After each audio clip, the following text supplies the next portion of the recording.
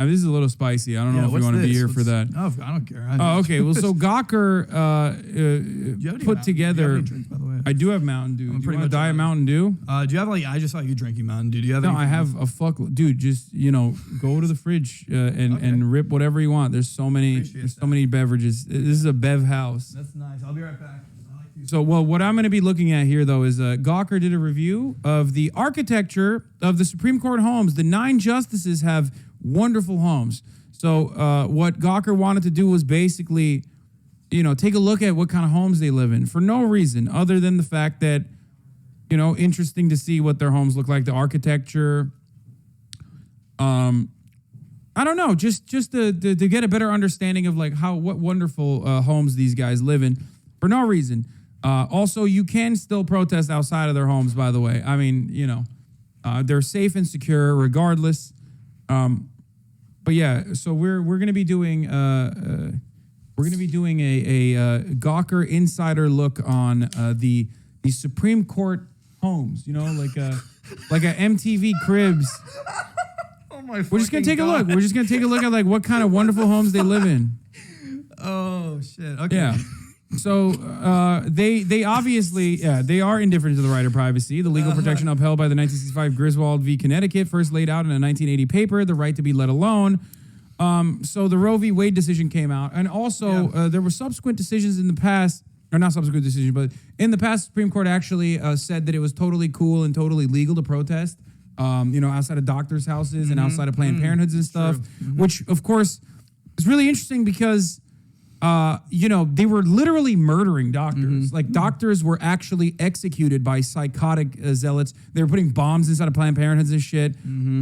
So, wonderful that the Supreme Court thought, even at that time, it's totally cool, legal and chill to do those things. But of course, God forbid you protest outside of a particular Maryland house, just a house in Maryland.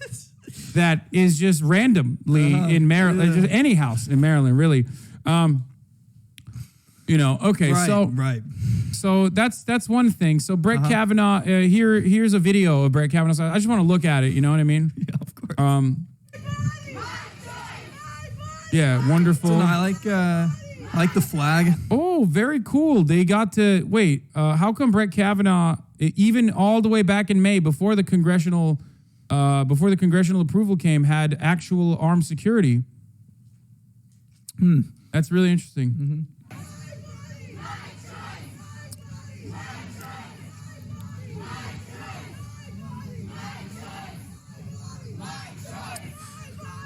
Seems like a lot of people know where he lives. Huh. Wow. Yeah, it looks like, I'm no GeoGuessr wizard, but it does look like the Chevy Chase area in Maryland. I'm not a wizard. I'm not a GeoGuessr nerd. But if I were to speculate, I would say the Chevy Chase area, nice neighborhood, you know what I mean? Also, for the record, fun fact about the Brett Kavanaugh thing. So people asked, or I think someone asked the neighbors. They were like, or someone that was like a counter protester basically was like, how would you feel? What do you think about the fucking neighbors? You're protesting in this nice neighborhood. What about the neighbors? You're not thinking about the neighbors. And the neighbors were like, oh no, we actually set the protest up. Really? Are you serious? So, yes. Do you remember who this was? So Brett Kavanaugh, this is Brett Kavanaugh. Brett Kavanaugh's neighbors organized the protest that we are looking at right now in the Chevy Chase neighborhood in Maryland. Okay. So there's that. There's a bunch of sick freaks in here who are like, well, what if I came to your house? It's like, bro, I am not a Supreme Court justice, okay? If you think I have a fraction of the power that the Supreme Court justice has over your life, I don't know what to fucking tell you. You're a psycho, okay? Yeah. You remember Brett, friend of Squee and Timmy, who signed the majority draft opinion that would strip America of abortion rights? He lives in the sleepy D.C. suburb of Chevy Chase, Maryland, inside this lemon chiffon number that he and his wife Ashley bought for $1.6 million in 2006. Now, the property value skyrocketed since then. My man's sitting on a fat stack here. Of course, he does have a lot of, gambling debt, which we, for some fucking weird reason, did not investigate. Remember, in order to get a security clearance in this country, you can't really have gambling debt. That's like a blackmail opportunity. And yet, for some reason, we conveniently forgot about Brett Kavanaugh's incredible amounts, vast amounts of gambling debt, and also the confusing way that gambling debt was paid off. I don't know how that happened, but I'm sure that's not a big deal. Yeah, it's cute, though. One might think it looks slightly expensive given that in 2016. Kavanaugh, oh, there it is. Gawker talking about it. Kavanaugh goes up to $200,000 in debt for, among other things, home improvements. But in fairness to him, some of that debt went to buying Washington Nationals baseball tickets over the past decade. He's spending on experience, and who can blame him for that? Now we have, coming up next, we have Samuel Alito, the hard-right George W. Bush appointed judge who authored the Dobbs draft, which, by the way, once again, George W. Bush also did not win the popular vote. Another incredible mark of democracy for American democracy. Here he is. He's always fiercely defended the rights of employers from predatory institutions like unions and also wombs. Recall that he wrote the majority opinion for Burwell v. Hobby Lobby, which found that private corporations could wriggle out of certain regulations. That's like fine. paying for That's insurance cool. to cover contraception. Yeah, it's convenient. Yeah, and under the Religious Freedom Restoration Act. Oh, also Janus, who could forget Janus v. AFSCME, which financially kneecapped organized labor by preventing the only fucking robust and viable labor unions, public sector labor unions, from collecting dues from non-members, even though they benefit from union negotiated contracts. That was a really, really, really good one for the public sector. Really kicked it into high gear. It might follow that his home is in Alexandria, Virginia, would not look like a predatory institution in itself. But this is not the case. Alito's big, brick, newish build resembles the austere cave where an unstable financial planner might find refuge after stabbing his family. Yeah. Wow. Here it is. Look at that. Also, once again, unsurprisingly, cops are still outside of his house. So there is that as well. Wonderful that, did we even really need to fund the Secret Service to cover? Right. What's Marat doing out there, bro? Chill. I was wondering what that was. Marat. Okay. Do we really need to fund the Secret Service when the police are willingly doing the job of the Secret Service? So that's interesting. Okay. Up next is Neil Gorsuch. After Anthony Scalia banged his first gavel in hell and Trump nominated Neil Gorsuch to replace him. Yeah. Yeah, I mean, I know. You know that motherfucker's in hell. And not because he's an Italian, chat. I'm not saying that because he's an Italian. I mean, that didn't help. But yeah. One of the reasons. Yeah. Not the most important reason, but only one of the reasons. But the rigid originalist put his Boulder, Colorado home on the market for $1.7 million. The listing described it as horse lover's paradise. So presumably Neil rode the ponies after a hard day of defending the Bush administration's torture practices. Technically, he bought the house 2 years later for $1.3 million in 2007, but let's not get in the weeds. Here are some of the amenities of the house. The country-style property is a 4-bedroom, 5-bath home in Northeast Boulder. It includes an orchard and 3-stall barn and paddocks. The 3-acre property features professionally landscaped gardens and a heated swimming pool. Nice. I have one too. Shouts out to Neil. Good taste. Good taste for Neil Gorsuch. Who could forget? Neil Gorsuch also famously said, I would never... if Donald Trump, directly they asked Neil Gorsuch, hey, if Donald Trump asked you to overturn Roe v. Wade, what would you do? And he looked incredibly offended in that moment and literally said, I would walk right out of that room. I remember How that. dare you? Didn't Kavanaugh have a similar response? I think he was asked that too. HasanAbi hater, radicals threatening SCOTUS judges. I love the Supreme Court. I want to suck their dicks for all the brave hard work that they're doing. I want to suck all 80-year-old cocks of the Supreme Court justices. How dare you say such a thing? Okay? How fucking dare you? It is quite disgusting that you would even say something like that. HasanAbi hater. Disgusting, okay? That's not what I'm trying to do at all. Okay? What is this? Oh, this is not an actual hater. Oh. It's just a person that's like... Oh, they were. Yeah, he just. A joke. Yeah, they linked titty sommelier. I like that. Yeah. Help us, Gravedigger. You're our only hope. Oh wow, what the fuck is this?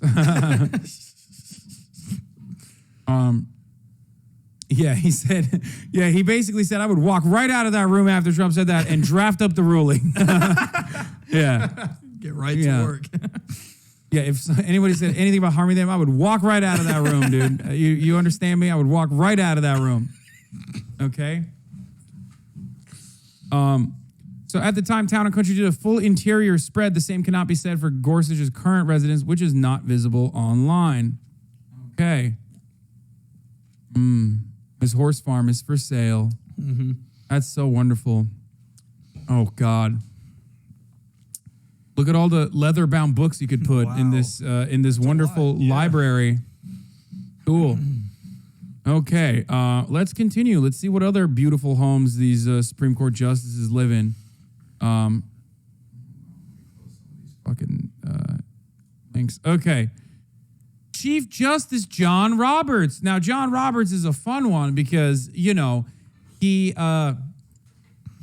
really, really conflicted. He's supposed to be the moderate, the tempered guy who is who's an institutionalist to the core. He really loves the Supreme Court and loves the Supreme Court, and he loves what the Supreme Court represents. And of course, you know, he was very, very, very sad, like so incredibly sad when the draft leak happened. You know, because he was like, it's not that we are lying about, you know, undermining we're not undermining the institution of the Supreme Court of the United States by like lying about whether or not we're going to fucking overturn Roe v. Wade in every appointment hearing. But it's actually, or it's not the fact that like we're going against the actual like will of the people in the least democratic way possible, right? What's really bad is the draft being leaked, right? I mean, that's so the fucked up part. That's really I can't fucked get up over part. that. Yeah. Yeah, so I couldn't sleep after that. Yeah, and well, wouldn't you know it? I mean, if you're taking a trip down Chevy Chase, you know, you can knock out not one but two. Well, not knock out, but like you can. Hey, you can literally. I'm saying like you can visit and sightsee. You could look out the window of your car. Yeah, I don't mean like obviously knock out in any like obviously I abhor violence. Sense. I meant like you could literally see. The wonderful sights that it has to offer, where Chief Justice also lives in Chevy Chase, Maryland, much like Brett Kavanaugh, and his Supreme Court predecessor, Sandra Day O'Connor. You know, if you want to see like old school. Roberts has gone to great, if largely cynical and calculated lengths to show that he cares about the appearance of the Supreme Court and specifically its supposed neutrality. You know, neutrality, of course, only means when there is like unanimous agreement on issues like fucking, I don't know, Nestle using slaves or whatever. Of course. Oh, you know, wonderful decisions like that. So there's that too. It's just a tour bus thing. You know how they do the Hollywood sightseeing? Like that's kind of like that. It's kind of like that. You know what I mean? So.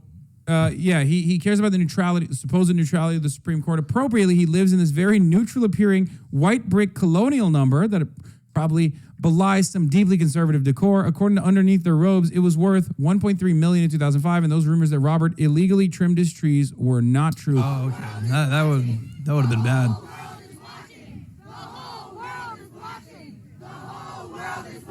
Let's take a better look at this. I want to.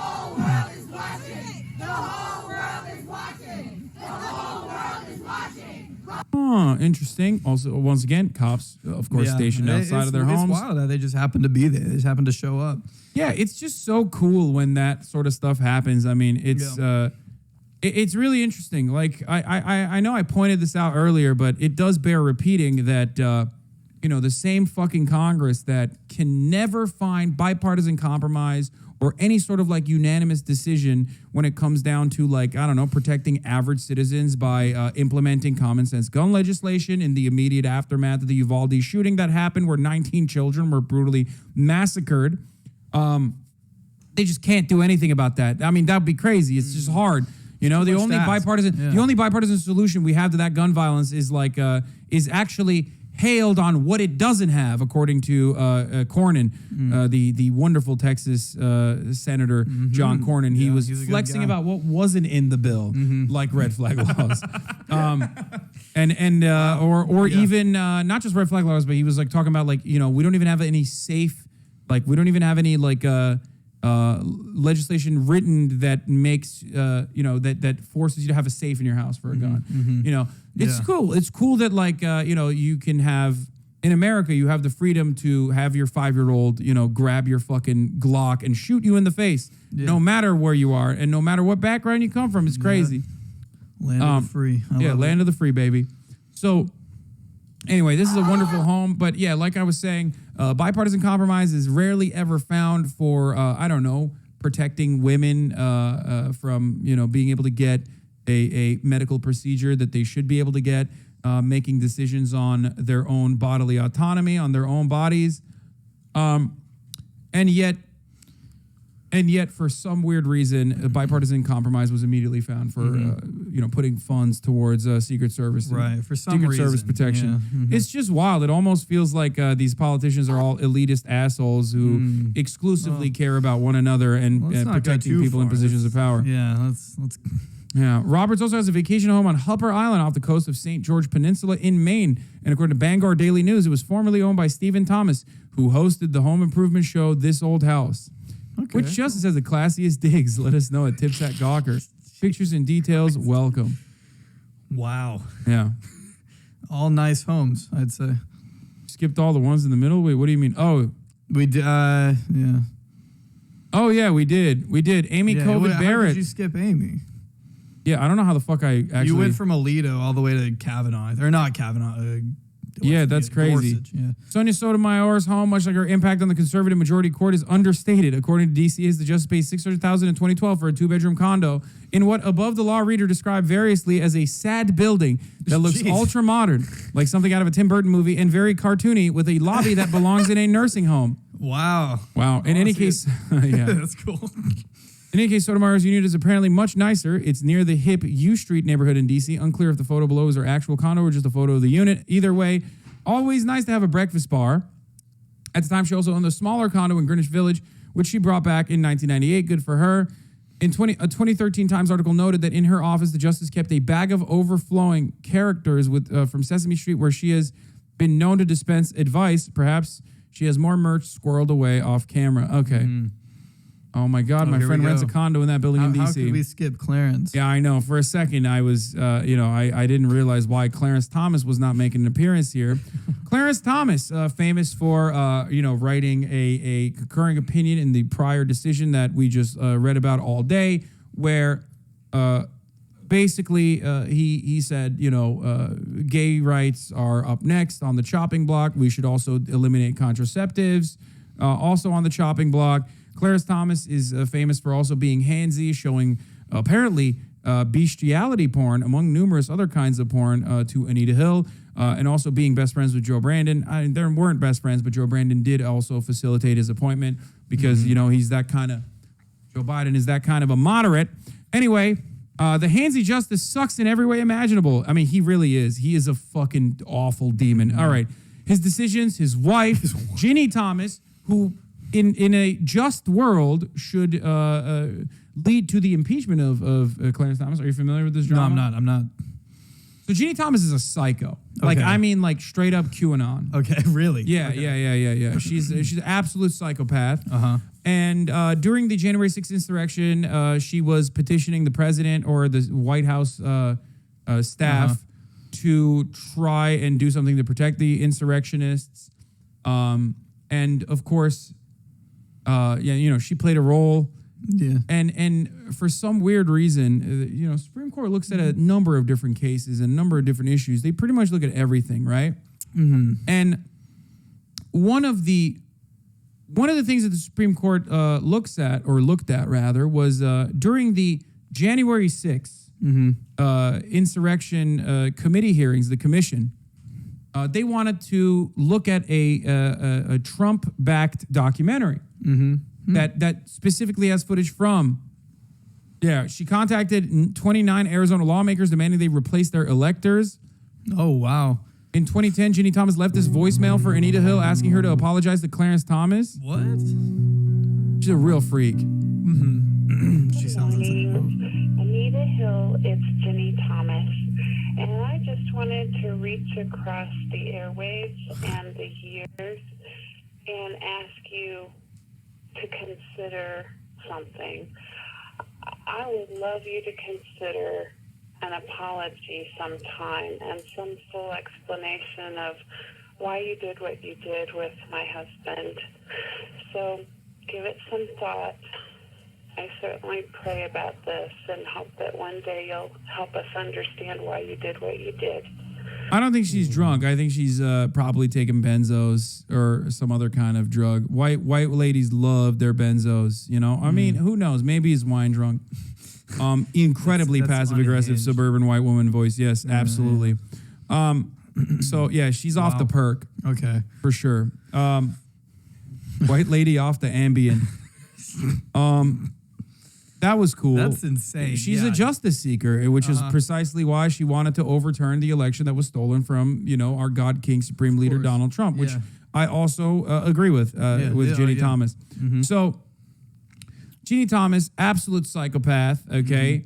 Anyway, there was a clear conflict of interest because Ginny Thomas was also being investigated by the January 6th Commission. Mm-hmm. Oh, and Clarence Thomas still obviously had maintained his decision-making powers over whether or not the January 6th Commission should be able to see this January 6th documentary footage that Trump was putting out that they wanted to hide from the January 6th Commission.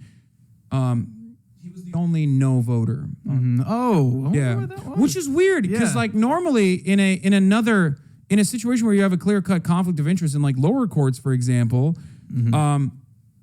in that circumstance you have to recuse yourself, or else you will be disbarred. You will no longer be a judge. But when you're in the Supreme Court, you have a lifetime appointment, and there's not a lot of judges out there. There's only like 9 of them, so.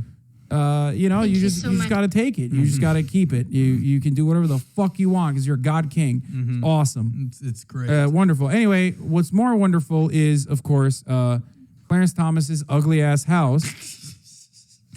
But yeah. It's like a gingerbread house. Yeah, it is in Fairfax Station, Virginia, according to bigwigdigs.com, a town that was named for a railroad station and has very little else of note. There are likely some nice TVs inside, according to Jane Meyer, who has written extensively about Thomas. He spent much of his law school years watching football during lectures, but it does seem hard to heat. All that brick and all those windows seems bound to have some leaks. Let's see what Jane Meyer wrote about it. We need to talk about Ginny. Oh, Jane Meyer wrote about. What is this? Do you listen to? It's a podcast. I guess, yeah. Okay. Oh, is that her? I've never seen her. The crazy, but not the crazy either, by the Supreme Court leaker. Oh, they think it's possibly They think Ginny. it was her? Wow, that's a really interesting take from Gawker. Gawker thinks it might be her. 5-4 podcast, good shit. I'm a big fan. Is it a sick podcast? Okay, I didn't know. Shut the fuck up and go react to videos. Fucking clap. My mods are so good. They sniped him before he'd even like reached the middle. Doesn't Hassan live in a house that's bigger than all theirs? No, you fucking idiot. No. It's not. No. It's two times what Clarence Thomas is. Yeah, it's actually so many more. Yeah. It's like a mall. Yeah, bitch. Much larger. Thank you. Yeah, no problem. Okay, let's continue. All right. Alina Kagan is unclear what tepid Queen Kagan's house looks like, but the Washington Post reported in 2017 that Justice lives in the Logan Circle townhouse. We can assume it's pretty nice. She sold her old home in Cambridge, Massachusetts for $1.5 million in 2009. Initially rented a luxury apartment downtown in D.C. above the law, says. At a time, she's been touring row house that ran in low 7 figures in an area described as rapidly gentrifying, popular with the LGBT community. Rock on. Now let's get to Amy COVID Barrett, a cult member. The ugliest one so far. Look at literally, I mean, dude, that's ugly, but that bad boy can fit so many adopted children in it. Who knows what you're doing with the adopted children, okay? Definitely not weird things in the weird sex cult that you're a part of, Amy COVID Barrett. Wait, she's a part of the sex cult? She's a part of a cult that, of course, I mean, she's a Christian cult. I mean, so I'm not like, it's not surprising, but I didn't know about it. Sex, of course, is a big part of Christian cults, obviously. I just called it a sex cult. It's a Christian cult, but like there is definitely some weird sex stuff happening. Sure. Pizza Hut looking ass. Yeah. It does look like a Pizza Hut. Not a Taco Bell Pizza Hut, though. Just a Pizza Hut. It's the ugliest Pizza Hut. Okay, let's see. Barrett moved last year from a 4,232 square foot or 605 square feet for each of her 7 children, arts and crafts style house in South Bend, Indiana above, to this sexless number in Falls Church below. Easily the ugliest of the bunch. Yeah. Handmaid's Tale protest as Justice Amy Coney Barrett's home. Liberals will like watch fucking TV and then that's it for them. This is what we have to do. Once a liberal watches a television show, their entire life is designed around like saying, "Oh wow, everything is like this TV show." You know, whether it be Hogwarts, Because it's the only piece of media they've consumed, so they just have to apply everything else to it. oh, here it is. Judge Amy Coney. Okay, we'll look at it. I mean, Lord forgive me. I am a simp for white women. I'm sorry. Okay, God damn it. I just. Anyway, that's besides the point. Here's the protest at Amy Coney Barrett's house. In D.C. today, religious fanatics in red states are all in on a fascist theocracy. They're shaking in anticipation of making it a felony to be openly gay, banning birth control, and converting all public schools into Christian madrasas. True. It's a funny tweet. Anyway, Father Time Stephen Breyer has opted out of putting his home on Google Images, but we do know some things about his home. For once, it's in Georgetown. For another, it was burgled in 2012. What the fuck? Okay.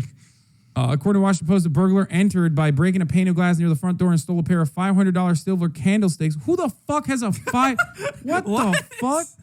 What are you, living in a castle? Like, how rich do you have to be to just, you run out of things to spend money on? That's crazy. that's so weird. Like, why would you buy that? What the fuck? Yeah, that's some real Jean Valjean ass shit right there. Dude, what is this? Les Mis? $500 silver candlesticks and a 100-piece set of silver valued at $2,500. Okay. Breyer also has a vacation house in West Indian island of Nevis, which is, as it happens, also burgled in 2012. What the fuck? Dude, this was a coordinated attack. The Post reported that a masked machete-wielding man broke in and took about $1,000. Tough luck, but he probably has a nice-looking house. As of 2017, he was, of course, rich as justice with an estimated minimum net worth of $6.1 million. Broke boy. Waiting for Hasan. What will he do when he's live? Is he gonna commentate on random videos? Go moan and cry. He can't keep getting away with it every